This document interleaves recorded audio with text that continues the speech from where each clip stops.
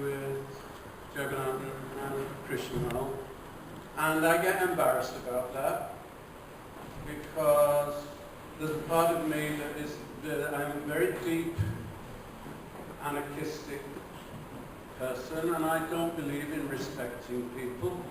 I don't think it's healthy in some ways, but I have this deep regard, and I'm embarrassed about it. So as an academic and a peace researcher, for me to write about Jagannath-ji, Krishnamurti, it's actually very difficult because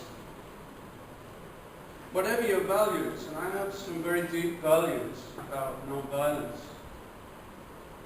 you also must maintain your critical faculty.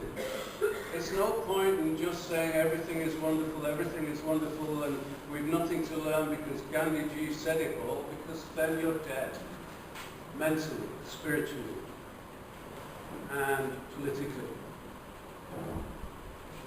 So I had a real problem. I can tell the life of Jagannath-ji, I can do that. I did a lot of interviews with him in the 1990s, and I'll show you a photograph of that later. And I did at one time plan to write a kind of history of the Sarvodaya movement in Tamil Nadu, told through the lives of Krishnamurti Jagannathan, but it was too difficult and my interest moved on and so on.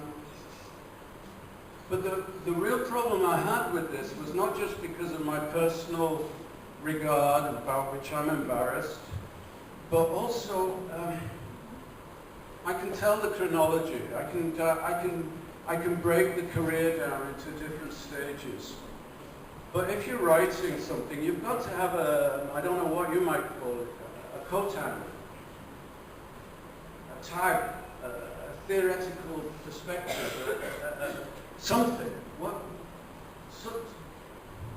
And I've really struggled over this, and that's why it's version 3. So I'll tell you quickly what the other versions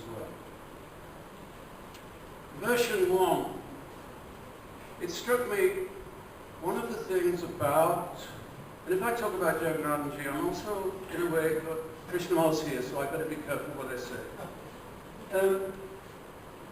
They're open. We've heard it yesterday, their openness to people, and I wanted, what struck me, what interested me was that at different phases in Jagannathan's life, he was influenced to some degree or another by somebody from outside of India.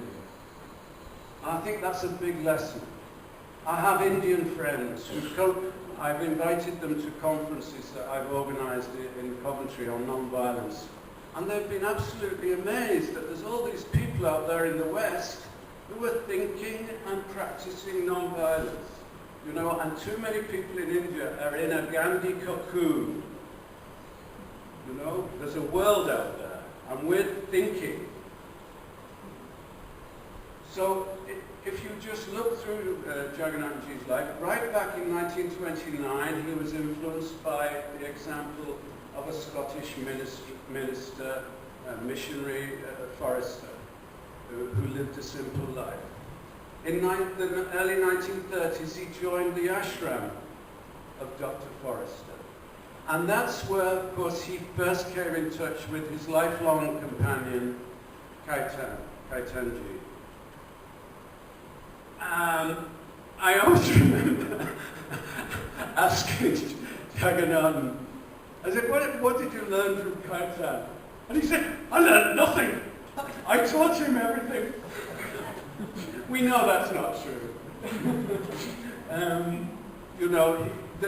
There are very many different ways of, shall we call it, accompaniment. To be a soulmate, an accompanier, a colleague, a co-worker, whatever. And Kaitan was that. Later, I also think it's interesting that Jagannath was powerfully influenced by people who'd also been influenced by Westerners, should we say, Kumarappa, JP, both influenced by the West. And the reason I didn't present that paper which was interesting in a way, was because I didn't know how to finish it off. But what I came to realize was, yesterday, that I think that openness to outside, should we call it outside influences, ideas, contributed to the ways in which Jagannathan and Krishnamal adapted and changed and were innovative in their approach.